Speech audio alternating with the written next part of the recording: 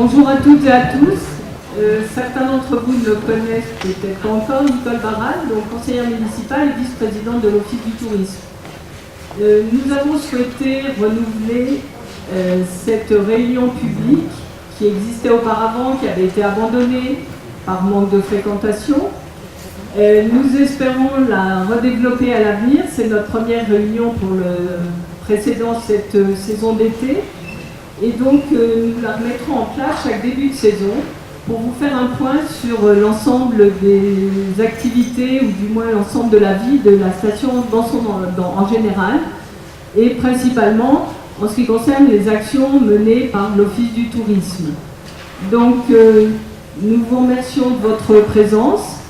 Nous aurions souhaité davantage de commerçants. La station ouvre samedi, certains sont en préparatifs. L'horaire 16h choisi pourra être vu éventuellement, suivant les souhaits des acteurs économiques de la station, puisque je rappelle que cette réunion est ouverte à tous, c'est-à-dire les résidents principaux, bien sûr, les acteurs économiques, les non-actifs, les résidents secondaires. Il est vrai qu'actuellement, nous sommes encore en éveil, j'allais dire, pour la saison d'été, donc espérons que cela prendra, que cette réunion pourra se développer avec la présence de beaucoup plus d'acteurs économiques, puisque ce sont essentiellement eux qui nous font vivre, qui font vivre la station et dont nous avons besoin, bien sûr, pour avoir toute l'activité que nous avons pendant nos saisons d'hiver et d'été. Donc, un point vous sera fait sur différents points. Vous avez dû voir l'ordre du jour. Si vous êtes là, c'est que vous avez eu l'information un peu, j'allais dire, par la voie publique, mais aussi sur la newsletter qui paraît toutes les semaines.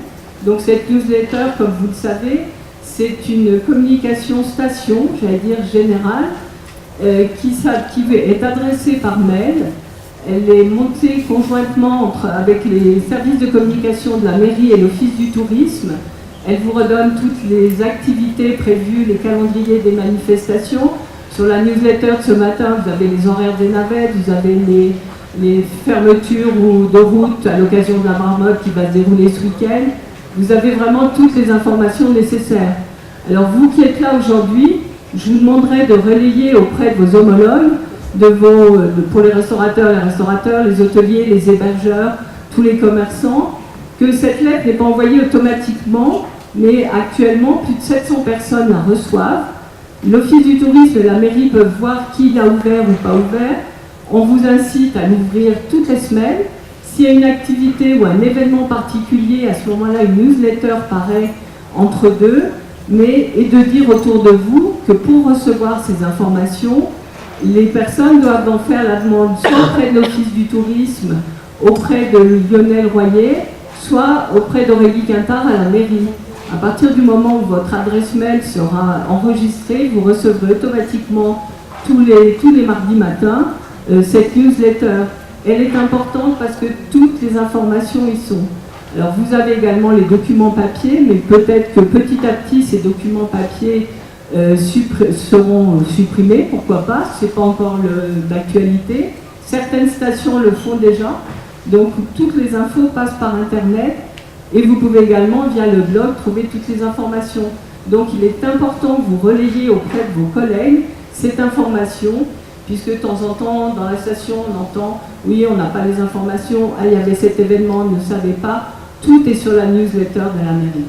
Et si vous avez des informations à faire passer, donc les informations sont recueillies bien sûr au niveau de la mairie, au niveau des associations, au niveau des particuliers, de tout ce qui peut se passer dans la station. Les informations passent sur cette newsletter et également sur le blog de la station, vous pouvez avoir les informations. Donc, soyez actifs sur ce sujet, j'allais dire, puisqu'il est important. On a les moyens de communication maintenant sont quand même faciles, chacun a son téléphone sur lequel il peut avoir toutes ces informations, j'allais dire, en live. Donc, l'ordre du jour aujourd'hui, nous avons certaines personnes qui sont là. Donc, dans un premier temps, Carole Genevret de l'Institut Comet va vous présenter donc le bilan des hébergements sur l'hiver. Ensuite, vous aurez les retombées presse et médias présentés par Thierry Auzet de l'agence Révolution Air et ainsi que Fabrice de l'Office, qui lui vous parlera plutôt du bilan des événements qui sont déroulés tout l'hiver et également des événements à venir pour la saison d'été. Le premier événement étant bien sûr la marmotte qui se déroule, comme vous le savez, samedi et dimanche. Et cette réunion sera suivie d'échanges. Si vous avez des questions, n'hésitez pas à les poser. Et Monsieur le maire vous clôturera la réunion par un petit mot pour la saison d'été. Donc, bienvenue à tous. Je vais laisser la parole à Carole, donc, qui va vous faire un bilan sur la fréquentation hivernale, globalement, enfin, sur la station et globalement peut-être sur le département. Voilà, merci. Merci beaucoup. Bonjour, Carole Genevret de la société Comet. Je vous propose qu'on regarde aujourd'hui le modèle économique et les enjeux de la saison d'hiver sur l'Alpe d'Huez. Pour vous resituer Comet, tout d'abord pour les personnes qui ne me connaissent pas, on est une société basée sur Chambéry qui travaille tout particulièrement en accompagnement des stations de ski sur l'ensemble du secteur de la montagne française, à la fois sur une casquette de stratégie d'accompagnement au développement touristique, une autre d'accompagnement sur les finances, la gestion, l'organisation publique et privée, point important dans ces moments de réforme territoriale plus particulièrement, et puis en accompagnement aussi de l'ensemble des structures publiques ou privées, des hébergeurs tout particulièrement, sur du développement marketing et commercial. Ce qui fait qu'à travers nos différentes compétences métiers, on peut vous apporter, à travers une approche globale, vraiment un accompagnement aussi sur mesure pour répondre à vos spécificités et aux enjeux de votre station. Ce que je vous propose de voir aujourd'hui au niveau du modèle économique et des enjeux de la saison d'hiver, c'est de partir tout d'abord du cœur de l'activité avec notamment l'hébergement touristique sur l'Alpe d'Huez, les spécificités de votre capacité d'accueil touristique en la comparant à un panel de stations, à la fois d'altitude ou de stations village, pour vraiment tenir compte de vos forces en termes de structure d'hébergement. De voir ensuite quelle est la fréquentation touristique, le poids des différentes saisons d'hiver et d'été, impactées tout particulièrement par le Tour de France aussi sur la saison estivale. De voir ensuite vos résultats de la saison d'hiver 2013-2014, qu'on va dérouler tout particulièrement au niveau global de la fréquentation, revenir derrière sur les performances commerciales des hébergements et les performances également du domaine skiable. Enfin, on abordera également un point très important pour votre station, c'est la commercialisation avec la clientèle étrangère sur les marchés étrangers. Et puis enfin, des préconisations stratégiques pour essayer de travailler, d'anticiper et d'améliorer la fréquentation touristique de la station. Si on démarre par les spécificités de votre capacité d'accueil, le premier point, tel que vous voyez ici, on est vraiment sur une station de grande taille, équivalente donc en termes de lits à plus de 32 000 lits touristiques, presque 33 000. En termes de volume, c'est une station équivalente à la station des Arcs ou à la station de Tignes. Autre spécificité, c'est le poids de vos lits professionnels sur l'ensemble de ces lits. Vos lits professionnels représentent 35% de votre capacité d'accueil. Vous le voyez, si on compare aux stations du réseau d'altitude, auquel à chaque fois vous serez comparé en qualité vraiment de grandes stations là-dessus, c'est un poids légèrement inférieur à ce qu'on peut constater dans les autres stations, puisque généralement sur le réseau, on a une tendance à 42% de capacité d'accueil professionnel, et dans les stations village, 29%. Donc un poids inférieur en termes de volume, mais ça reste quand même un volume considérable de lits professionnels, puisque plus de 11 500 lits touristiques sont dans le secteur professionnel d'hébergement. Vous le voyez ici, sur l'ensemble des stations que nous pouvons suivre au niveau du réseau Comet, vous avez ici en rouge l'Alpe d'Huez, avec des volumes de stations donc comparables aux Arcs, Tignes ou à Méribel. Donc dans le top des grandes stations en termes de capacité d'accueil. Autre spécificité sur la structure de vos lits professionnels, cette fois-ci, on est vraiment sur une structure d'hébergement qui est très complémentaire, je dirais, entre les différents secteurs d'hébergement. Le premier point de votre capacité d'accueil chez vous est concentré dans les villages clubs, les centres de vacances, gîtes et tours opérateurs, avec un volume de lits aussi conséquent en tour opérateur géré directement par des hébergeurs. Donc 32% de votre capacité d'accueil professionnel est gérée par ce secteur-là, contre 21% dans les stations d'altitude. Le deuxième secteur d'hébergement en termes de volume, c'est le secteur des résidences de tourisme, qui représente 29% de votre capacité d'accueil. C'est un poids qui est légèrement inférieur à ce qu'on peut avoir dans les stations d'altitude, qui est à 33%. À savoir que normalement, c'est traditionnellement le secteur le plus fort également commercialement en termes de remplissage. Troisième secteur d'hébergement chez vous, les agences immobilières, qui représentent 28% de la capacité d'accueil professionnel. C'est un poids qui est inférieur à ce qu'on peut constater d'une manière générale dans les stations d'altitude, qui sont à 33%. Et c'est notamment ce secteur-là qui est le premier secteur d'hébergement dans les stations-villages, avec 42%.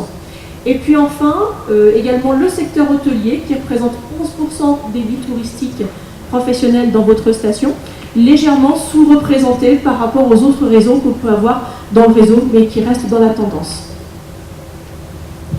Comment ont évolué vos lits professionnels sur la station?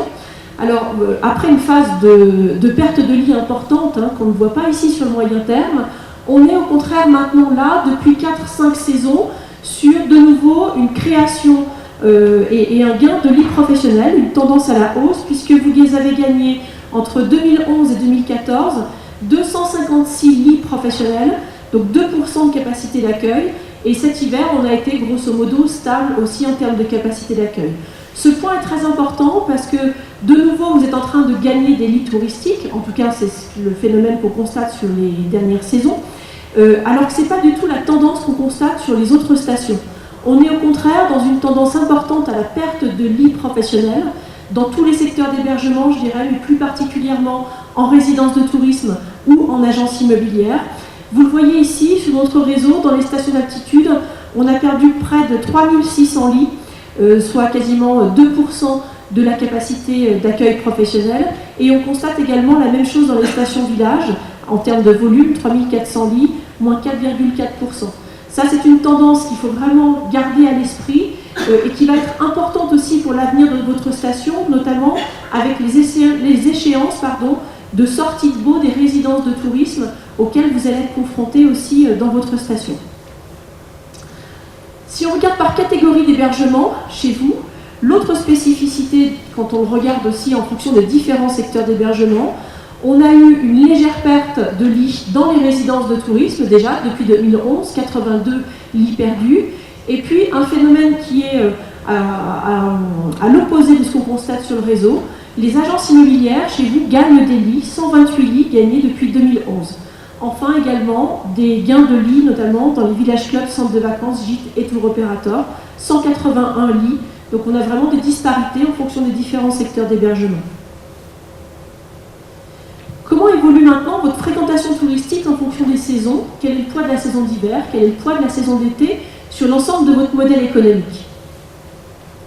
Alors, l'Alpe d'Huez, déjà, forcément, dans votre fréquentation, un point qui va impacter terriblement, c'est l'accueil ou non du Tour de France. Premier point, qui va forcément impacter sur le poids de votre saison d'été. La saison d'été, traditionnellement, représente 17% de votre activité. Et sur une année où vous accueillez le Tour de France, on peut monter à 21% de l'ensemble de votre fréquentation qui se réalise dans ces cas-là au niveau du poids de l'été. Donc ça, c'est à tenir en compte par rapport à l'évolution estivale.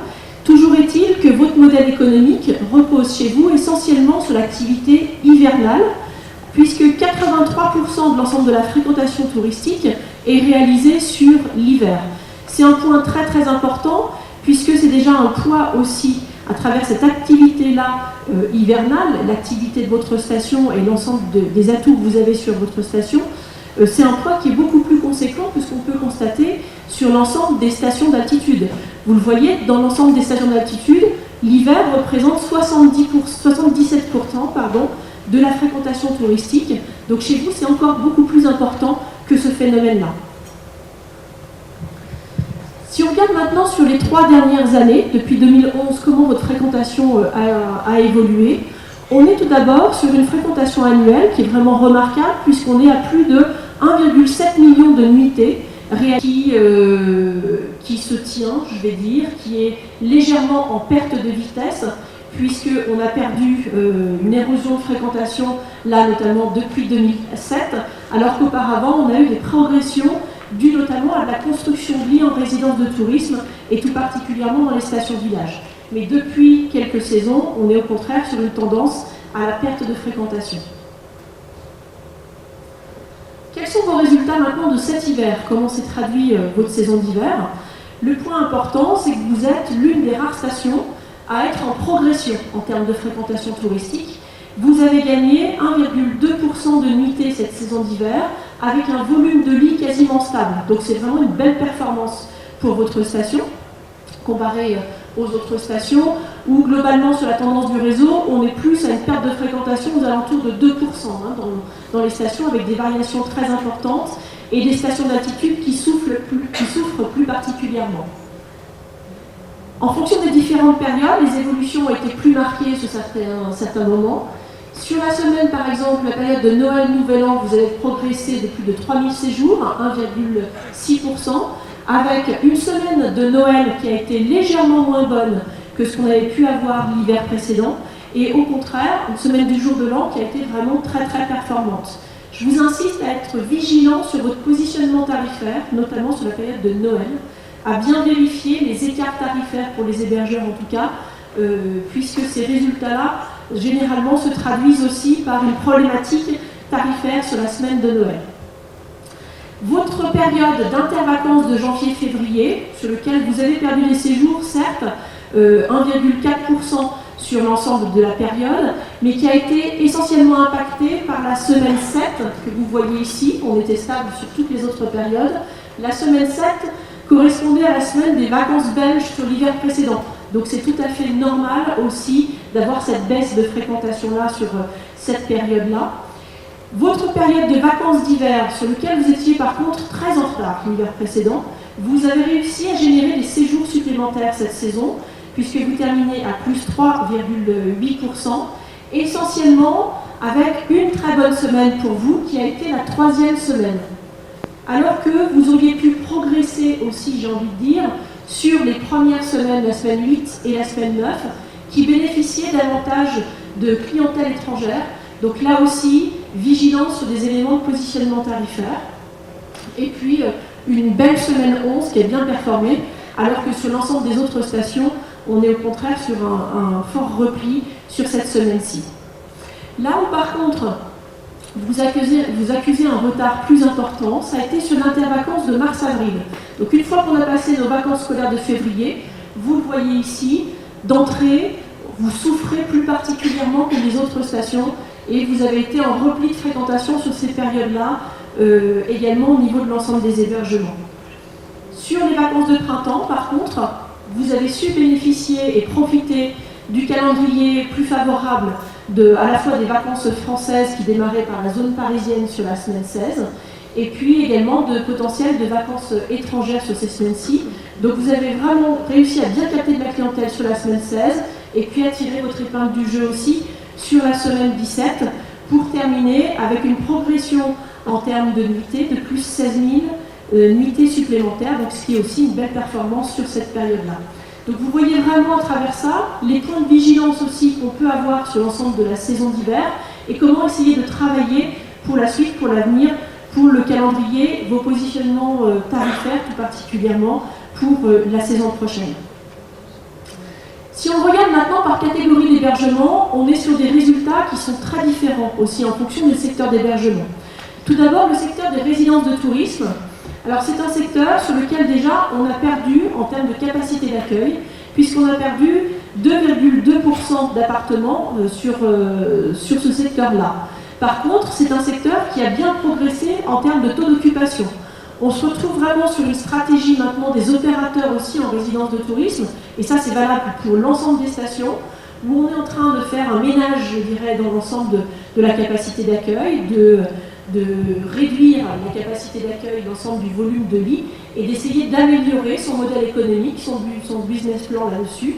Donc vous le voyez vraiment typiquement chez vous, avec cette progression-là du taux d'occupation, qui au global est bénéfique sur l'ensemble de la station, en tout cas chez vous, puisqu'il s'est traduit par une augmentation des séjours de 1,4%. Ce n'est pas toujours le cas par contre. Imaginez si derrière vous perdez des lits et que vous avez un taux d'occupation qui est stable, voire en régression, c'est le cas dans beaucoup d'autres stations, là ça devient plus compliqué. Donc toujours est-il, une très belle performance des résidences de tourisme qui termine avec plus de 80% de taux d'occupation de l'ensemble des appartements. Vous voyez par contre les différences aussi de trous en fonction de la saison, là où éventuellement on aurait pu avoir aussi de meilleures commercialisations, à la fois sur la période d'intervacances de janvier-février, ou également sur la semaine 11, où on a une baisse d'activité. Également, ces résidences de tourisme ont réussi à bien commercialiser sur la semaine 15, un peu moins sur la semaine 16. Ça fait partie des points de vigilance sur lesquels je vous alertais sur la stratégie vraiment commerciale aussi pour l'Alpe d'Huez. C'était vraiment d'essayer de travailler la saison jusqu'au bout et de ne pas avoir une déprogrammation juste après les vacances de février, ou en tout cas là sur la mi-mars, début avril. Le secteur des agences immobilières, on est sur un volume d'appartements qui est resté stable par rapport à l'année précédente. Par contre, on accuse de nouveau une baisse du taux d'occupation des appartements sur ce secteur-là, qui a été de 53,6%. Donc vous voyez vraiment les différences aussi de niveau d'activité économique en fonction des secteurs d'hébergement. 80% d'occupation pour les résidences de tourisme, on passe à 53,6% pour les agences immobilières, avec une plus grande difficulté sur les agences à commercialiser tout d'abord la semaine de Noël, un moins bon remplissage sur cette période-ci, une difficulté également due à une moindre possibilité de travailler sur la commercialisation des marchés étrangers sur l'intervacances de janvier-février. Concernant les vacances d'hiver, elles ont bien scoré sur la semaine 10, elles auraient pu mieux faire également sur la semaine 8 et 9, et également sur la semaine 11. Et puis ensuite, on retrouve cette difficulté de commercialisation, notamment sur les marchés étrangers, sur l'ensemble de la fin de saison. À noter toutefois une belle performance aussi sur la semaine 15 et sur la semaine 16 pour les agences immobilières. Toujours est-il que c'est un secteur qui termine en baisse avec moins 3,3% de séjours. Donc en fonction des secteurs d'hébergement, on a des résultats économiques qui vont impacter différemment l'activité globale de la station. L'hôtellerie maintenant. Sur l'hôtellerie, tout d'abord, on a perdu 5,4% de lits, un établissement qui a été transféré dans un secteur de centre de vacances tour opérateur. Et puis également, on a assisté à une baisse du taux d'occupation des chambres, avec des variations beaucoup plus importantes que ce qu'on avait pu avoir sur l'année dernière, impactées tout particulièrement sur l'intervacances de janvier-février, vous le voyez ici au niveau des décalages, également plus particulièrement sur les vacances de février, et puis sinon on a été grosso modo sur les mêmes tendances, à savoir tout de même que l'hôtellerie n'a pas forcément pu bénéficier de la fréquentation et des opportunités de clientèle aussi avec les périodes de vacances sur les semaines 16 et 17 comme on pouvait l'avoir sur les autres secteurs d'hébergement.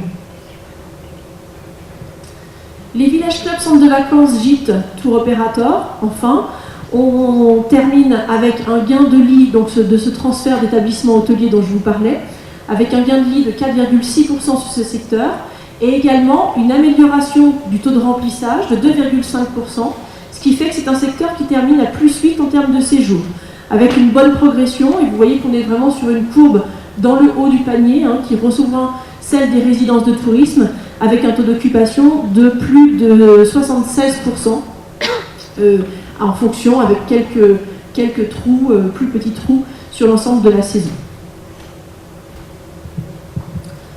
Au global, vous voyez ici les différences de volume sur cette ligne de séjours réalisés par les différents secteurs d'hébergement. Le premier secteur, donc en apporteur vraiment d'affaires, je dirais, sur votre station, le secteur des villages clubs, qui représente plus de 51 000 séjours, qui termine à plus 8. Derrière, les résidences de tourisme, plus de 40 275 séjours, qui terminent à plus 1,3.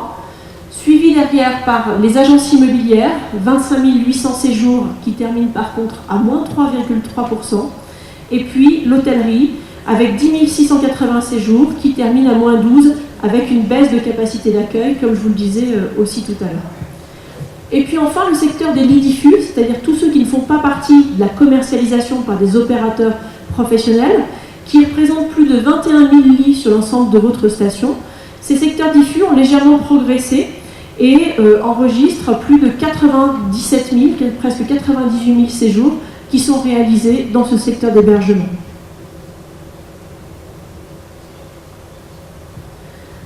Si on regarde globalement l'activité et votre modèle économique touristique, vous voyez que ce sont vos 35% de lits professionnels qui réalisent plus de 57% de l'activité touristique des hébergements sur l'Alpe d'Huez. Donc pour moi, c'est vraiment un point essentiel et un enjeu majeur d'arriver à garder une capacité d'accueil professionnelle dans votre station. Je vais passer sur les performances très rapidement en termes de rendement des lits. Donc les rendements, ce sont à chaque fois combien un lit est occupé par semaine sur l'ensemble de la saison d'hiver, qu'on compare avec les performances moyennes qu'on peut avoir dans les stations d'altitude et dans les stations villages. Vous voyez que vous avez des secteurs qui sont vraiment avec des différences de performance importantes. Si on regarde déjà vos villages clubs et tirés par les tours opérateurs, on est vraiment avec des niveaux de performance qui sont très élevés. 13,7 semaines occupées sur l'ensemble de la saison d'hiver et qui sont vraiment meilleurs que ce qu'on peut avoir dans toutes les stations d'altitude qui sont uniquement à 12 semaines. Vos résidences de tourisme ont également des performances très honorables avec 11,7 semaines occupées contre, on est là cette fois-ci dans une performance qui est entre les stations d'altitude et les stations village, puisqu'on aurait à peu près une semaine de progression si on voulait atteindre la performance des stations d'altitude. L'hôtellerie également, qui a baissé par contre cet hiver, mais qui est aussi dans une situation intermédiaire entre les stations d'altitude et les stations village. Là où par contre c'est plus difficile en termes de commercialisation, c'est sur le secteur des agences immobilières, où un lit en agence immobilière est occupé uniquement 7,8 semaines, ce qui est déjà une belle performance sur la saison d'hiver, mais c'est un niveau qui est inférieur au potentiel qu'on peut avoir dans les stations villages, qui sont de 8,4 semaines et 11,3 pour les stations d'altitude. Donc c'est vraiment le secteur d'hébergement sur lequel on aurait le plus à gagner en travaillant sur la commercialisation.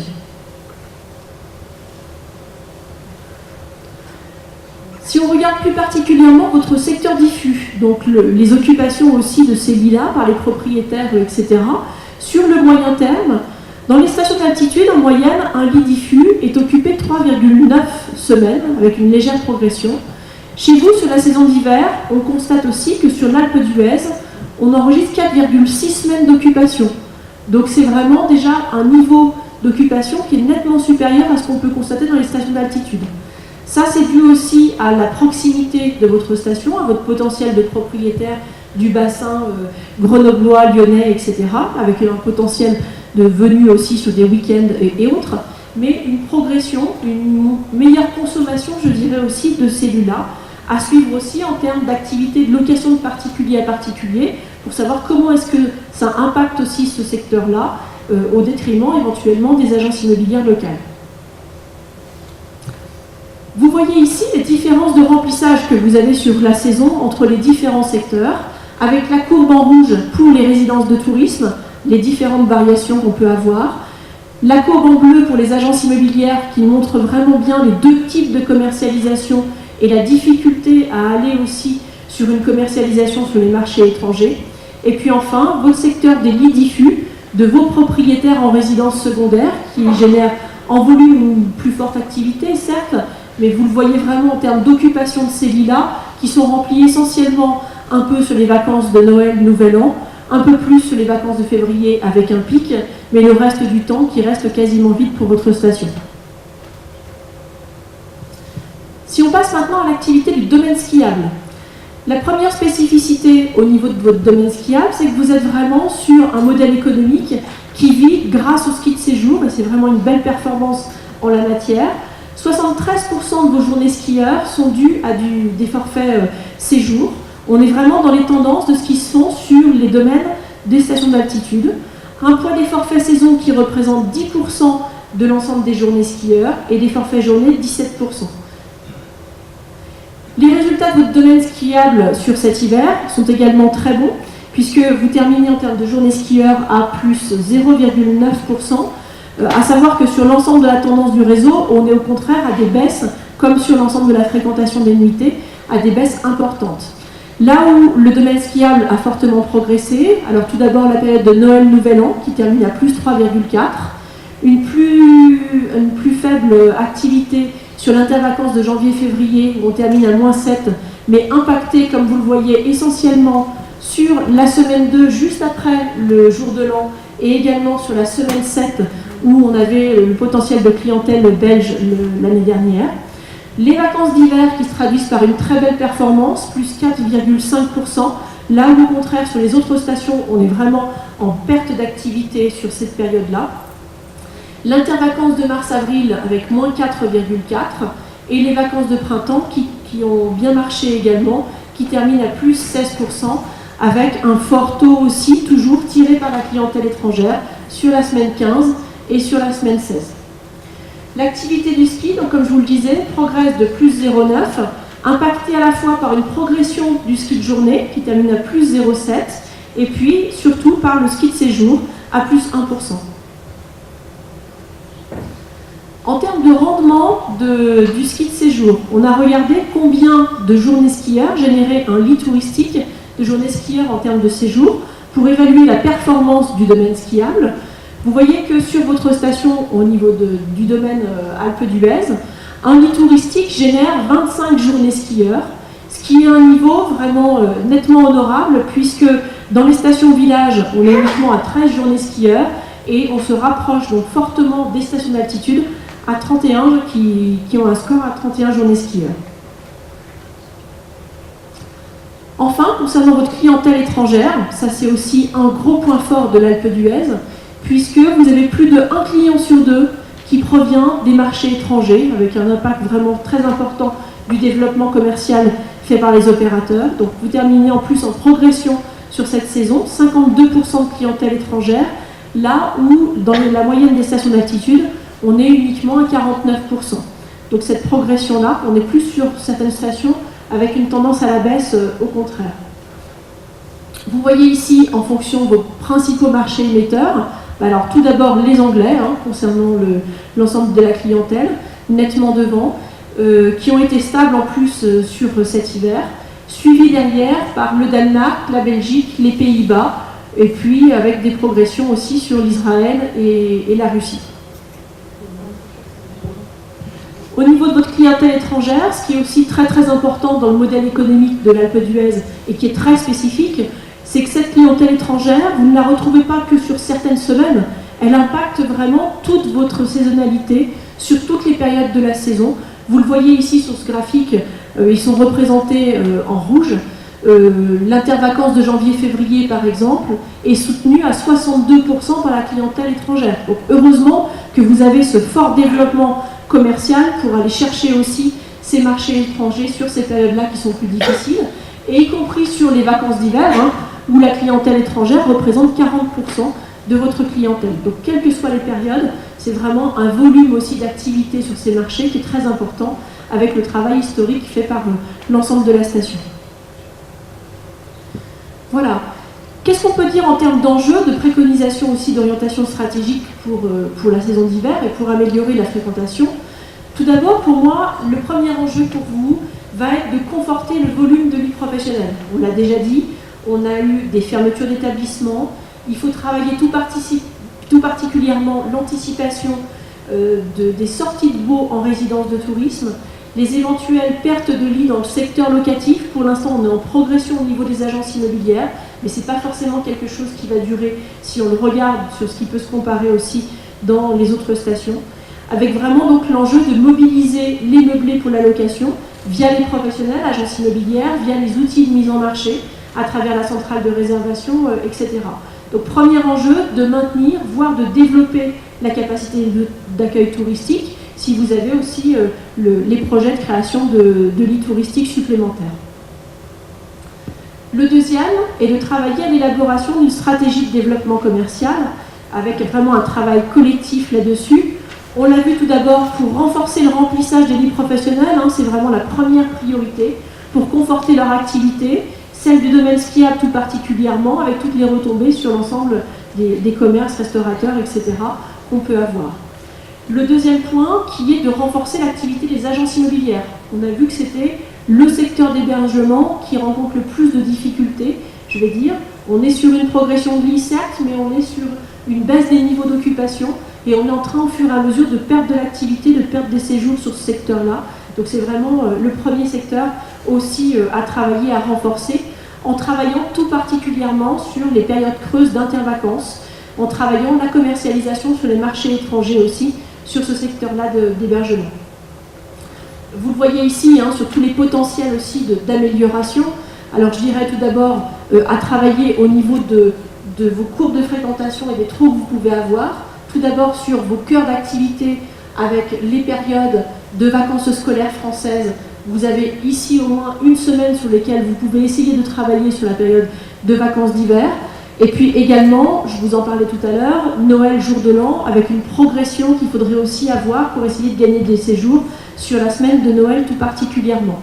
Vous voyez clairement les différences aussi d'activité des agences immobilières, donc d'essayer de soutenir ce secteur d'hébergement, tout particulièrement sur les périodes d'intervacances avec les actions sur les marchés étrangers et sur la commercialisation tout particulièrement et vos outils commerciaux. Et puis ensuite, la mobilisation aussi du secteur des lits diffus. Le troisième enjeu justement, c'est vraiment de travailler sur une stratégie globale de toute cette mobilisation de vos lits en résidence secondaire.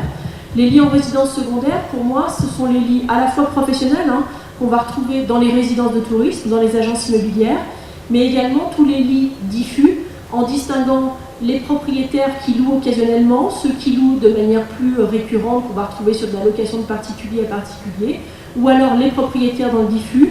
C'est en travaillant aussi, en ayant cette connaissance-là de votre public propriétaire, de ce qu'ils veulent pour l'avenir aussi de votre station, comment est-ce qu'ils envisagent de consommer aussi la station et de s'engager pour remplir les lits de la station à moyen terme, qu'on pourra aussi travailler sur une stratégie d'optimisation en anticipant ces sorties de baux, etc., qui sont aussi un risque important pour votre station à l'avenir. Donc le fort enjeu, il est sur cette mobilisation-là de l'ensemble de vos lits et de travailler leur commercialisation. Dans l'idée, c'est à chaque fois de dire on a nos meilleures performances en termes de remplissage qui sont en résidence de tourisme, on perd X semaines de location quand on est en agence immobilière, donc qu'est-ce qu'on va faire pour essayer de travailler avec les agences pour remonter au niveau de la commercialisation. On a ensuite les lits commercialisés de location de particulier à particulier qui sont encore à un niveau inférieur.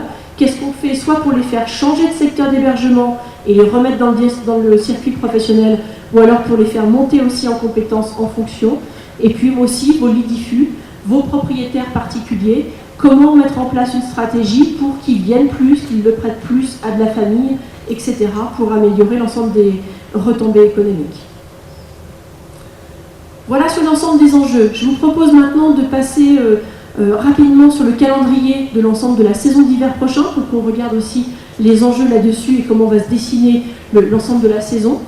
Tout d'abord, sur le tout début de saison, Noël, jour de l'an, on va être encore sur un calendrier qui va être, à l'instar de celui de l'hiver dernier, qui va être vraiment très bon, avec une excellente fréquentation, puisqu'on va avoir toute la concentration de vacances françaises et étrangères sur les 2 semaines en question, notamment donc avec les Anglais, les Belges, les Néerlandais, etc., qui vont être en vacances sur ces périodes-là. Donc ça va être une très grosse activité, tout particulièrement sur la semaine du jour de l'an. Elle peut aussi être très très bonne sur la semaine de Noël. Vigilance quand même, parce que cet hiver, vous n'étiez pas parmi les plus performants sur cette semaine-ci. Donc soyez vigilants sur votre positionnement tarifaire. Généralement, maintenant sur les gros opérateurs, on constate même 30% d'écart entre la semaine des tarifs de Noël et du jour de l'an. Donc vérifiez vraiment la concurrence aussi là-dessus, puisque les points se creusent en la matière.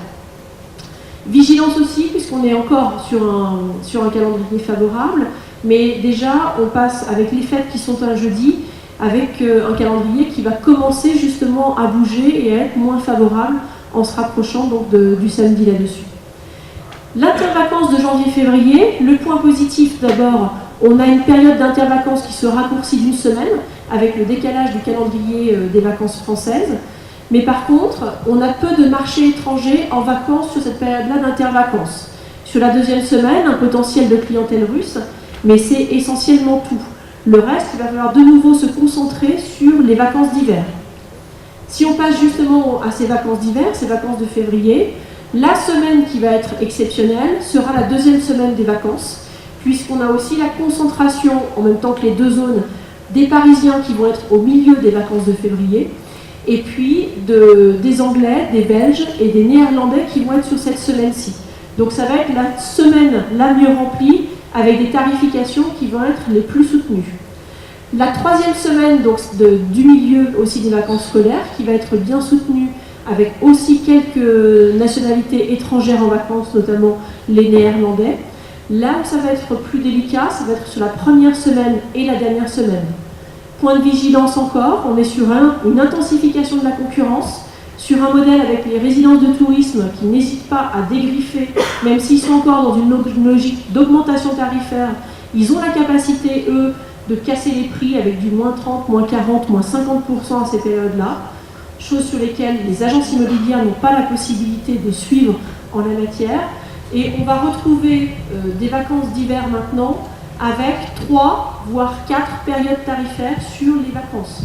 Donc on n'est plus sur du tout haute saison.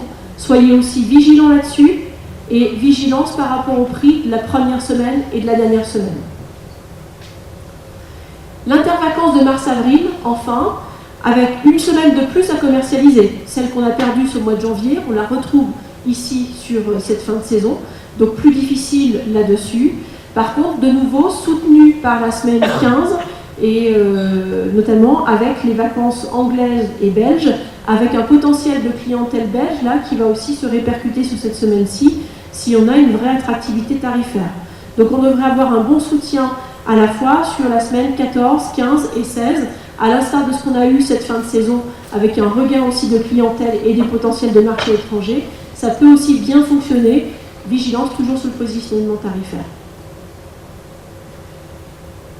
Et puis enfin, les vacances de printemps, donc toujours très tardives, comme je vous le disais, avec le potentiel de clientèle étrangère sur la semaine 16 plus particulièrement. Après, vous avez vu que vous étiez avec une activité très réduite sur les autres semaines. Voilà, je vous remercie. Je ne sais pas si vous avez des questions, des remarques par rapport à cette présentation-là du modèle de l'hiver. Merci.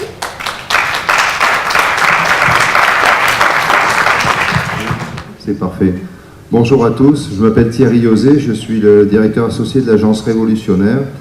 Nous sommes avec Céline Périllon, Alban, et puis quelques personnes chez nous, le service de presse de l'Alpe d'Huez, votre service de presse.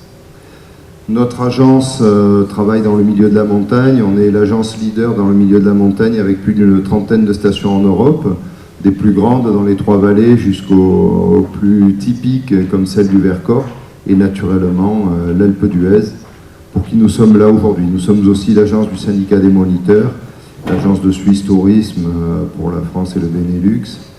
Et nous œuvrons également dans les univers des nouvelles technologies et des jeux vidéo. Nous sommes leaders dans le lancement des jeux vidéo.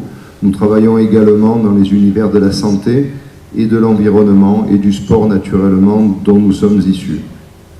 Nous allons vous présenter aujourd'hui le bilan des relations de presse de la saison 2013-2014 pour l'Alpe d'Huez. 550 retombées médias hors Internet, hors également le festival du cinéma d'humour, qui a été comptabilisé à part parce que c'est un bloc à lui tout seul et qu'il est intéressant de le regarder tout seul. Il est surtout important de ne pas mélanger les deux pour qu'on ait une véritable photo, une véritable synthèse de ce que sont les relations de presse liées à la promotion et à la notoriété et les relations de presse autour des événements forts. 35 heures d'antenne, télé, radio confondues, 130 accueils presse sur place, c'est Céline qui les a gérés. De temps en temps, nous venons prêter main forte, notamment tous les 3 ans pour le ski Open Côte d'Or, puisque nous sommes aussi co-organisateurs du ski Open Côte d'Or, aux côtés du syndicat national des moniteurs du ski français. 300 millions de contacts et 9 millions d'euros en équivalent publicitaire. Donc là, ce système de calcul est fait par des agents spécialisés qui comptabilisent l'ensemble et font un comparatif. Ça représente quasiment 3 fois le budget de l'Office du tourisme, donc c'est un excellent investissement. Et ça permet d'avoir un comparatif avec les autres stations. Donc vous êtes dans le peloton des 5 meilleurs résultats de France et vous avez certainement le meilleur rapport qualité-prix en termes de budget investi et globalement et retombé. Là vous voyez le camembert est idéal puisque la quasi-totalité des photos de communication sont représentées. Donc ça va des cartes postales. C'est très important la carte postale pour l'Alpe d'Huez parce que ça n'aura échappé à personne que vous êtes ici sur un site dominant. C'est un des plus beaux panoramas des Alpes. Et dans les retombées de presse, il est fondamental que ces panoramas soient vus le plus souvent possible, en particulier en télé et dans les magazines. Et la partie carte postale est importante. L'autre partie importante a été l'ouverture anticipée qui nous a permis de démarrer très très fort sur la saison. Mais avant ce démarrage pour l'ouverture, nous avons eu tous les autres panels représentés au sein des médias français, en particulier de la presse écrite, avec notamment les bons plans, les activités, ce qui est fondamental puisque c'est là-dessus qu'on communique en avant-saison et que c'est ce qui permet aux gens d'avoir l'Alpe d'Huez en stock de projets. Il y a eu aussi la Folie Douce qui a été un excellent outil de communication parce que ça n'est pas qu'un restaurant d'altitude. Pour nous, les médias le considèrent à la fois comme un multi-produit, multiple au niveau des activités qui sont vendues sur place et multiple au niveau des générations à qui on s'adresse. Et c'est vrai que l'appétence des médias français sur la Folie Douce est forte. La deuxième raison pour laquelle l'appétence des médias français sur la Folie Douce est forte, c'est que c'est un produit français innovant et qu'on a été les premiers en France à avoir cette typologie de produit qui est petit à petit reprise en Autriche et en Amérique du Nord, mais c'est en France que ce concept est né, avec Luc Reversade à la manœuvre à l'origine. Donc ça a été cette année un outil de communication efficace et on l'a utilisé en tant que tel, comme on a utilisé l'ouverture précoce des remontées mécaniques, qui nous ont permis après d'être dans la tête des journaux jusqu'à la fin de la saison. Donc 40 millions de personnes touchées, en presse écrite c'est très conséquent, et plus d'une centaine d'articles, 13 dépêches. 13 dépêches, ça signifie que les agences de presse comme l'agence France Presse, Reuters et compagnie ont relayé tout à fait correctement les informations de l'Alpe d'Huez. Là, vous avez une photo, naturellement, d'autres médias ont parlé de l'Alpe d'Huez, mais on a essayé de prendre les plus représentatifs. Et vous voyez que la photo est intéressante puisque vous avez des médias mode, des médias tendance, de la presse spécialisée, de la presse généraliste, de la presse économique, de la presse sportive. Et c'est ce qui est important dans un bilan. Si vous focalisez tout sur un secteur d'activité, vous allez passer à côté de certaines des cibles. Là, tout est représenté. Vous constaterez qu'il y a une forte représentation de magazines, et les magazines c'est quelque chose de fondamental, en particulier en avant-saison, puisqu'il faut être dans les rubriques conso de ces magazines pour que les gens aient envie de choisir l'Alpe d'Huez en tant que destination pour les vacances d'hiver. Là, quelques-unes des retombées. Là aussi, c'est intéressant, donc on les a mises pas tout à fait au hasard, mais c'est assez représentatif. Donc l'ouverture anticipée qui nous a permis de communiquer. Naturellement, les ambassadeurs, une station vit à travers son produit, elle vit aussi à travers les hommes et les femmes qui incarnent ce produit et les qualités de celui-ci. Ophélie David, on a eu la chance aussi de communiquer cet hiver sur Gauthier de Tessières, même s'il n'est pas allé au JO, c'est un excellent ambassadeur. Ophélie, on en a parlé tout l'hiver, on en a parlé avant les Jeux, on en a parlé pendant les Jeux, on en a parlé aussi après les Jeux. Et d'une part, elle s'est vraiment prêtée aux Jeux, sans jeu de mots, et c'est une excellente ambassadrice de la station. Elle parle très très bien de votre produit, elle le vit, elle l'incarne, et c'est quelqu'un de très agréable à travailler, de très très disponible, y compris en année olympique, ce qui n'est pas du tout évident. Ensuite, on a parlé beaucoup dans la presse des produits originaux, et notamment de ce fameux clair de lune à l'Alpe d'Huez, mais de l'ensemble des produits ski qui sont vraiment typiques à la station, et ça nous a permis de faire notre travail correctement.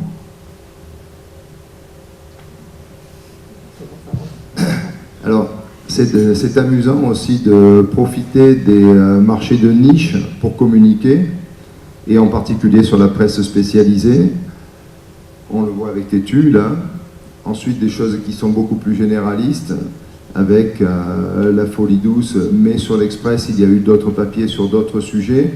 Et dans le Nouvel Obs, la multiplicité des activités possibles sur la station de l'Alpe d'Huez, avec toujours le clin d'œil été-hiver et les activités qui sont pratiquées sur les 2 saisons. Je parlais tout à l'heure de panorama. À mon sens, l'Alpe d'Huez, c'est un des 3, si ce n'est le plus beau panorama des Alpes européennes. Et chez nous, Alban et Céline ont consacré une bonne partie de leur temps à ça, à savoir mettre toujours en lumière la qualité de ces panoramas, en particulier sur la presse magazine. Et c'est pour ça qu'on fait de gros efforts pour essayer d'obtenir des reportages qui fassent 2, 3, 4 pages pour qu'on puisse avoir ces illustrations qui incarnent bien la station. Et les activités, toujours avec des activités engagées et d'autres activités qui sont à la portée de gens qui, sportivement, sont plus calmes. Là, pareil, on est toujours dans le même registre. On a été très présent aussi dans la presse télé. On a profité du happening des JO pour être présent dans la presse télé. La presse télé en France, ce sont les plus gros tirages. Et chacun de ces magazines, TV Mag, TV 2 Semaines, TV Hebdo, etc., font quasiment tous près d'1 million d'exemplaires en tirage. Donc c'est fondamental d'être chez eux. Avec la presse télé, on touche les classes moyennes. Avec la presse magazine en général, on va toucher les catégories un peu plus haut de gamme. Et la presse sportive, naturellement. Là maintenant, on va parler télé. Donc, en télé, ce qui est toujours intéressant aussi, c'est que le camembert est toujours bien réparti. Les cartes postales, les vacances, les événements. Ce qui est important aussi, c'est que la partie sécurité qui touche aux mesures prises pour résoudre les problèmes d'accidentologie est là, elle est représentée, mais elle ne représente qu'une portion congrue. Et c'est très très important parce qu'il ne faut pas qu'on associe systématiquement le produit ski Alpe d'Huez à l'accidentologie. On parle des solutions qui permettent d'éviter les problèmes. Là, on voit bien que les événements représentent une part importante, les vacances aussi, l'ouverture une part toujours très importante, et le volet carte postale avec la notoriété et l'image de l'Alpe d'Huez. Donc un camembert qui reflète bien l'ensemble du produit. 180 millions de personnes touchées. Au-delà de 100 millions, on considère que c'est un bon score. Au-delà de 150 millions, c'est un excellent score. Donc là aussi, on est dans les entre 3 et 5 dans la position des stations françaises, ce qui reste tout à fait honorable. On est présent sur la totalité des supports spécialisés, aux supports sportifs, en passant par les supports internationaux et les plus grands supports français. On a été dans la totalité de ces supports à plusieurs reprises. Et là aussi, le travail d'une agence, c'est de jouer, de former une équipe avec Céline et ceux qui travaillent sur place. Céline accueille, fidélise, relance les médias qu'elle a rencontrés, et en particulier sur la grande région. Nous, de notre côté, nous faisons évoluer le fichier presse, et surtout nous faisons évoluer la nature et la qualité des contacts. Il y a 10 ans de cela, sur un fichier de 5000 noms, il changeait à peu près 12% par an de la totalité du fichier. Aujourd'hui, on dépasse plus de la moitié, c'est-à-dire que d'une année sur l'autre, la moitié des journalistes ne sont plus les mêmes. D'où la nécessité de travailler avec une agence pour permettre à un site touristique et à un produit en général de renouveler ses contacts et de chaque fois systématiquement les rencontrer, aller assister aux conférences de rédaction, rencontrer les journalistes sur place lorsqu'ils ont pris de nouvelles fonctions et leur proposer systématiquement le produit l'Alpe d'Huez. Donc toutes les chaînes, et on va du reportage télévisé pour l'ouverture par exemple. La neige est tombée en abondance, y compris à basse altitude, ce qui permet l'ouverture des stations, quelques-unes, en tout cas un exemple à l'Alpe d'Huez avec Jean-Marie Delot et Brice Géret. Bon, on va peut-être pas le regarder en intégralité, d'autant que la qualité n'est pas terrible. Là donc on est sur la fin de la saison sur l'autre. Là c'était de l'événementiel. Ici, c'est le magazine de la santé, un reportage sur le port du casque. C'était un rebond sur l'affaire Schumacher à Méribel qui nous a permis de parler aussi de sécurité, mais tout en montrant des beaux paysages et de l'activité positive. On passe à la presse radio. Donc la presse radio, c'est le média réactif par excellence. Donc on va se trouver sur des formats beaucoup plus courts. On va travailler beaucoup plus sur de l'événement. Ce qu'on appelle événement, c'est l'ouverture de la saison, c'est les vacances, c'est le produit en avant-saison sur les innovations et les nouveautés. C'est aussi, naturellement, lorsqu'il y a l'arrivée des skieurs et l'anticipation de l'arrivée, c'est du reportage d'ambiance. Donc là, dès qu'on a un message rapide à faire passer, c'est aux radios qu'on va s'adresser en priorité. Là aussi, un camembert qui est beaucoup plus dense, avec des gros blocs, on a moins de sous-parties. On est sur les vacances, on est sur l'ouverture. Vous voyez que l'ouverture représente près de 30%. Et c'est important d'ouvrir très tôt pour être présent très tôt. Et grâce à une ouverture anticipée, ça nous permet après d'être fort pendant toute la saison. On voit aussi l'importance des ambassadeurs avec Ophélie David et les JO et de la place qu'a pu prendre l'Alpe d'Huez dans les JO. On a profité des JO aussi pour monter avec Fabrice une opération avec Eurosport. Eurosport est venu sur place, ça nous a permis d'avoir un temps d'antenne important sur la chaîne et de faire parler de l'Alpe d'Huez pendant les JO à travers vos ambassadeurs et en particulier Ophélie. La sécurité naturellement et toutes les activités diverses et variées qui ont été abordées. On a fait un bloc d'hiver. Donc quelque chose d'harmonieux, de bien réparti, qui a commencé tôt dans la saison et qui s'est fini vraiment à la fermeture. Donc on a été présent tout au long de la saison. 50 millions de contacts, à savoir qu'en radio, lorsqu'on touche une personne, en fait, on la touche 4 à 5 fois, et c'est un média qui est très pratique pour marquer les esprits et pour entrer dans le stock de projets des vacanciers. Un média incontournable. Là, vous voyez qu'on est présent sur la totalité des radios. Naturellement, il y en a d'autres, mais on a essayé de faire un panel. De la numéro 1, qui est RTL, qui est la radio des écoles du ski français, en passant par Europe 1, qui est la radio qui monte, qui avait perdu un peu le fil depuis 4-5 ans, qui s'était fait un peu bouffer le nez par RMC, mais qui a repris du poil de la bête, et qui, dans les derniers sondages, a repris un point, en passant par des radios plus jeunes et des radios qui sont pile poil sur vos hauts de gamme. Je vous parle de radio classique, avec Poivre d'Arvor notamment, qui a repris la tranche du 18-20 heures sur Radio Classique. Donc c'est une radio dont on ne peut plus se passer si on veut parler au CSP+. Et notre travail, c'est justement de segmenter en fonction de votre clientèle nos interventions dans les différents médias. Et puis ensuite des radios régionales pour votre clientèle régionale et des radios qui suivent, comme France Info, qui suivent vos clients un petit peu partout dans la voiture et qui nous permettent de faire passer les messages de façon récurrente à de multiples reprises.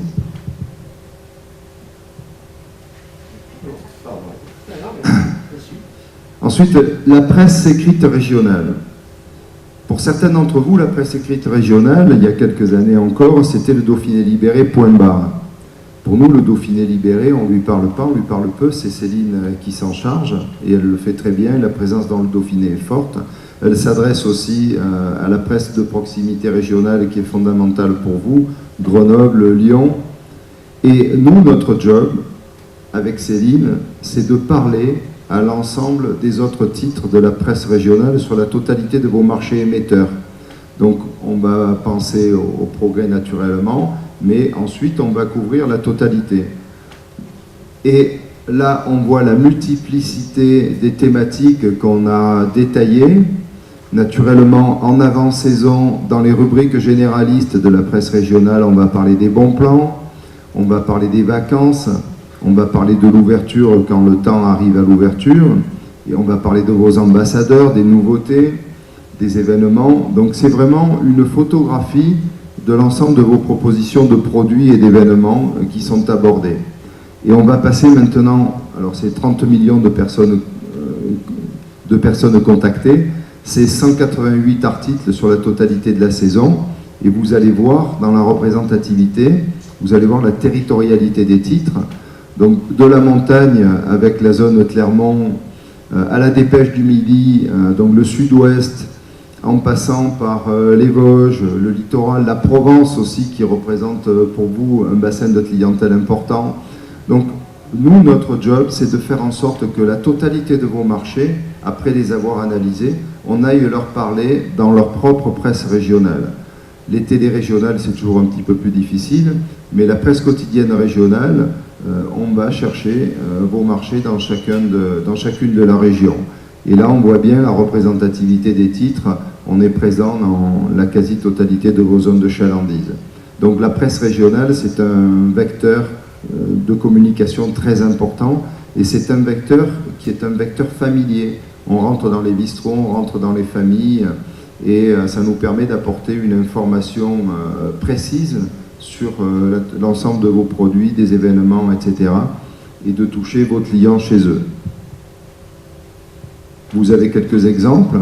Là, c'est surtout, on a pris des papiers de la presse quotidienne locale et on voit bien justement la variété des thématiques abordées. Là, il y a beaucoup d'événements. Un papier aussi sur Anou Paris qui parle de la folie douce et qui parle de la multiplicité des produits que représente ce produit en lui-même. Là, vous avez le Progrès, les affiches, le Dauphiné avec l'événementiel.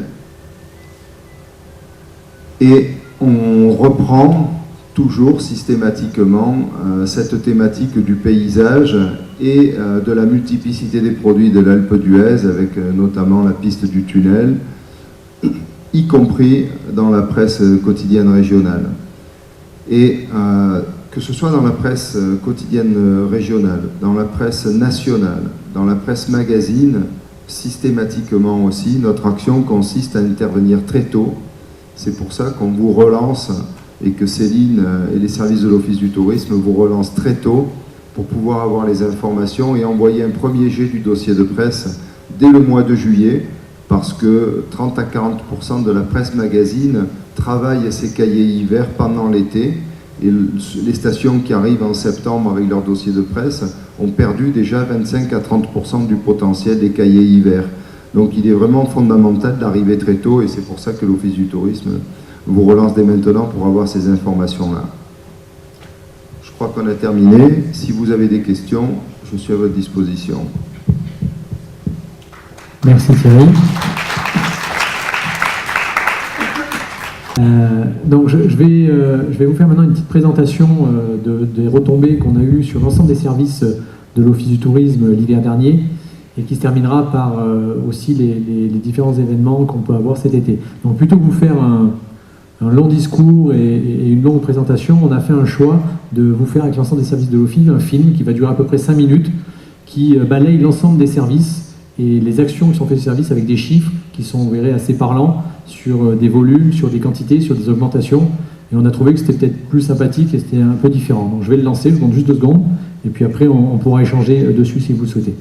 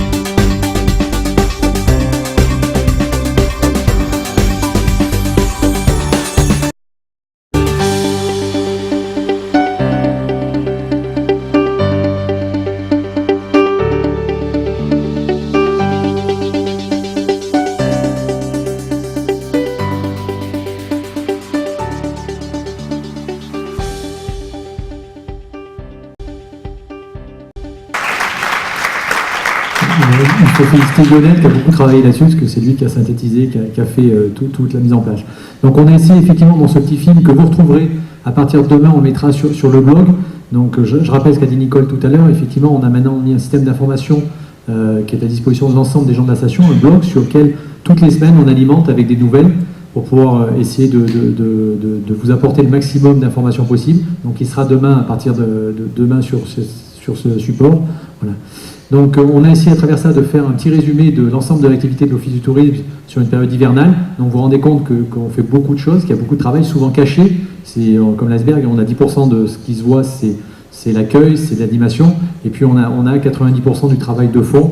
Thierry l'a bien dit tout à l'heure avec la presse, on ne se rend pas compte toujours de l'importance du travail qu'on peut apporter, et c'est une bonne collaboration entre l'agence de presse parisienne et le service presse à l'Alpe d'Huez qui permet d'avoir l'ensemble de ces retombées. L'exemple en est le plus flagrant, c'est l'ouverture de la station où avec la SATA, on a travaillé très fort avec Alban, parce qu'à cette époque-là, on l'a fait tous les deux, parce que Céline était en congé, je suis désolé Céline, voilà, vous n'étiez pas là, mais c'est vrai qu'on a réussi grâce à la réactivité de la SATA qui a pu ouvrir le 16 novembre de manière très rapide, à avoir une couverture média qu'on avait, je crois, jamais eu à l'Alpe d'Huez cette année. Et à trois, ce travail-là nous a permis d'être le plus présent possible en début de saison, ce qui a permis aussi d'avoir des relances derrière et d'être dans l'esprit des gens. Donc c'est un travail de tous les jours, les éditions, l'animation, ce que vous allez voir, l'accueil qui est important. Donc tous ces éléments-là qui fait qu'on a aussi, et je l'oublie tout à l'heure parce qu'il est en train de nous filmer derrière, c'est Guillaume avec l'Alpe d'Huez TV qui, grâce au travail, parce qu'on voit l'Alpe d'Huez TV, mais tous les films qu'il fait ou tous les rushs sont systématiquement envoyés à Révolutionnaire pour pouvoir avoir des images en direct. Les petits films qu'on a vus tout à l'heure, certains de ces films sont faits grâce à ça, puisqu'on met à disposition des médias des rushs en direct dans un temps très très court, puisque dans l'espace de 2-3 heures, ils peuvent les avoir pour faire des journaux du soir ou du midi quand ils nous demandent des demandes spéciales, parce que des fois on a des demandes en disant je veux un sujet ou des images sur tel sujet, et c'est vrai que la réactivité qu'on a grâce à Alpe d'Huez TV nous permet de faire ça aussi. Voilà. Donc c'est un travail d'une équipe globale qui nous permet d'avancer. La réservation aussi, vous avez vu les progressions qu'on a pu faire sur la réservation, c'est très important, voilà, ainsi que les réseaux sociaux qui aujourd'hui prennent de plus en plus de place. Vous avez vu les progressions qu'on a pu faire aussi, que ce soit l'événement sur Facebook, qui est aujourd'hui ce qui domine, mais sur d'autres réseaux, comme Twitter, on a aussi les comptes Instagram, d'autres derrière qu'on essaie, Google+, et c'est vrai que là-dessus, Eric et Lionel font un gros travail aussi. Donc je ne sais pas s'il y a des questions sur cette présentation, c'est vrai qu'elle a été peut-être un petit peu rapide, mais on a voulu quelque chose de synthétique, qui durait 5 minutes de condensé, pour vous faire voir l'intégralité de l'activité de l'Office du tourisme. Donc je suis à votre écoute si vous avez des questions sur ce sujet-là, je ne sais pas, ou est-ce que le film a été assez parlant pour tout le monde? Voilà, on le repassera, vous pouvez le re-regarder à nouveau. Voilà, en tout cas, avant de laisser la parole à Monsieur le maire pour la conclusion, je voulais remercier Carole, je crois, qui est déjà partie de Comède là, et puis Thierry, qui a déplacé de Paris pour cette présentation. Je crois que ça fait 2 ans maintenant qu'on travaille avec Thierry, avec l'agence Révolutionnaire, et on a décidé de retravailler pour 2 ans ensemble. On a signé un contrat de 2 ans avec Thierry, parce qu'on est très très content du travail qu'il peut faire, et d'Alban évidemment, parce que c'est Alban qui nous est dédié plus particulièrement sur l'Alpe d'Huez. Voilà, donc merci à vous pour ce travail, parce que c'est pas toujours, on voit pas toujours tout ce qui est fait au niveau presse, parce que on peut pas balayer tous les médias, bien évidemment, que ce soit radio, écrite, télé, web. Donc c'est aussi ce service qu'on a grâce à cette agence de presse. Et puis une présence parisienne est incontournable. Et petite précision que tu as peut-être oublié que je vais faire, c'est qu'aussi Céline fait 2 voyages chaque année chez toi pour aller dans les rédactions. Je crois que c'est important aussi, parce qu'elle peut avoir des contacts directs avec les journalistes, et elle monte 2 fois à Paris par an pour faire le tour des rédactions et prendre des contacts avec les journalistes, ce qui nous permet d'avoir un relationnel direct et qui est très important. Voilà, merci, et je vais laisser la parole à Monsieur le maire. Merci Fabrice, et puis bonsoir à tous.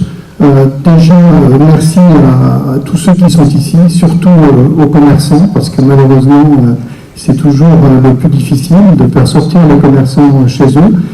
C'est pour ça que Guillaume étant en train de filmer, eh bien, on pourra voir tout ce qui a été dit sur la télé et justement le faire passer. Donc inciter tous les commerçants que vous voyez à aller voir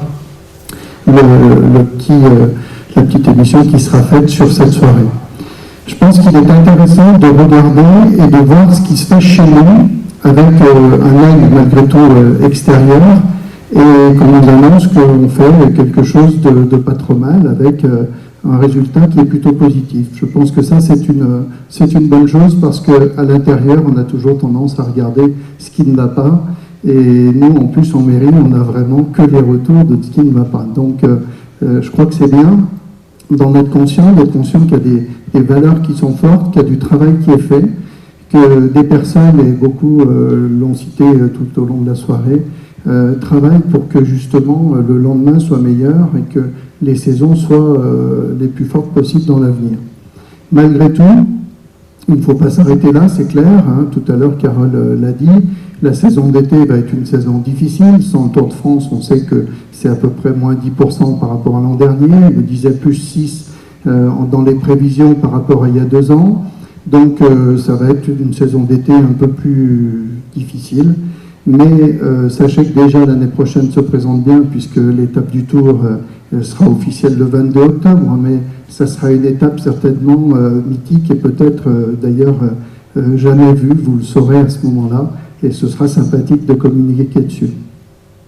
Ensuite, sur la création de nouveaux lits, comme ça a été dit tout à l'heure, on est en plein PLU et c'est important que tout le monde le redise un petit peu autour de soi, puisqu'on arrêtera un nouveau PLU là au mois de juillet. Et à partir de là, eh bien, on est dans la perspective de remplir des zones à construire. Et les zones à construire, c'est une première chose, mais dans la foulée du PLU, on va commencer à rédiger ce qu'on appelle les UTN, unités touristiques nouvelles. C'est ce qui, aujourd'hui, justement, doit faire l'objet d'un dossier assez épais qui repasse dans toutes les administrations et qui valide par secteur un certain nombre de lits. Alors nous, on va faire une UTN sur toute la station avec tous les nouveaux lits, donc c'est 4600 lits commerciaux sur les 10 ou 15 ans à venir, ça dépendra un peu de la rapidité que l'on aura. Bientôt, très bientôt, on va faire un appel à candidature pour avoir un certain nombre d'investisseurs. Donc si vous en connaissez, n'hésitez pas à nous en envoyer. On en reçoit déjà pas mal en mairie.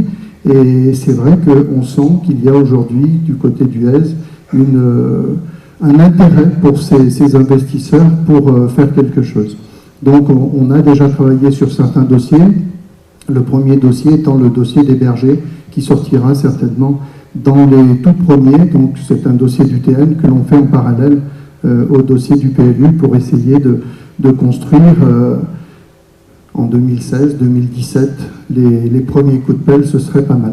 En attendant, eh bien, on a beaucoup travaillé avec le Club Méditerranée, et donc le Club Méditerranée va nous poser un permis de construire qui devrait logiquement, je dis logiquement parce qu'on est toujours un peu embêté avec la centrale d'épuration qui est dans la vallée, qui devait être agrandie, et puis pour un problème de 2 fois 2 voies entre Rochetaillé et Bourdoisan, aujourd'hui le projet est un petit peu mis en attente, donc malheureusement on perd du temps à chaque fois, mais on est en train de négocier avec la DDT la possibilité de nous laisser construire des lits supplémentaires pour le Club Med, 350 lits, et surtout pour passer de 3 tridents à 4 tridents. Ça devrait se faire pour l'été 2015, donc avec la rénovation complète du Pic Blanc l'année prochaine. Malheureusement, pour la période du Tour, ce ne sera pas idéal pour recevoir le Tour de France, mais par contre, ce sera une bonne perspective pour augmenter les lits et augmenter la qualité que l'on cherche tous à avoir pour justement que nos clients soient satisfaits lorsqu'ils viennent chez nous. Côté remontée mécanique, cet été, vous savez, il y a des travaux qui se font sur la piste de Sarrel. Ce n'est pas sur US directement, mais ça permettra quand même, dès l'année prochaine, d'assurer un service maximum pour nos clients. C'est que c'est une piste qui est la plus demandée. Donc, à chaque fois, eh bien, tout ça fait que nos clients sont un peu plus contents de venir nous voir et c'est très bien. Et si on pouvait augmenter chaque année un peu plus même que ce qui a été annoncé, ce serait l'idéal pour nous tous. En tout cas, je répète, merci aux commerçants qui sont là, parce que sans les commerçants, on ne peut rien faire. Merci à toutes les personnes qui travaillent autour. Je pense que c'est difficile peut-être de poser des questions maintenant, mais par contre, autour d'un verre, eh bien, on a suffisamment de personnes ici pour se retrouver et puis pour discuter tous ensemble, sauf si vous avez une question importante, je veux bien essayer d'y répondre. Sinon, merci Thierry, merci Elban de votre déplacement. De toute façon, on est ravis de travailler avec vous parce qu'on sait que vous êtes des personnes sérieuses et efficaces. Donc, merci pour le travail que vous faites. On se retrouve tous autour d'un verre. Bonne soirée et surtout pour nous tous, eh bien, la meilleure saison d'été possible.